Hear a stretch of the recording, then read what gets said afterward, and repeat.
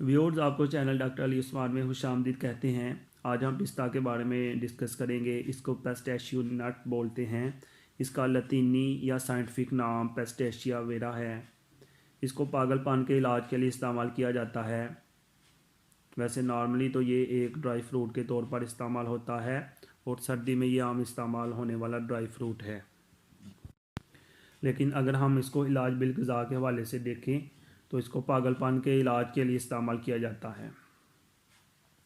पिस्ते की बर्फ़ी कमज़ोर दिमाग वालों को देने से उनके दिमाग का पूरा जुज़्व ताकतवर होता है। पागलपन को दूसरी दवाओं के साथ इसे देने से मर्ज़ दूर होता है। तरीका: पिस्ते को तोड़कर छिलके फेंक दें। 500 ग्राम गिरियों को पानी में भिगो दें, रात भर भीगने दें। सुबह इनको सिलबट्टे पर बारीक पीस लें। इसके बाद इसे 100 ग्राम देसी घी में भून लें। फिर इसमें 100 ग्राम ताज़ा खोया अच्छी तरह मिलाएं। बर्फ़ी तैयार है।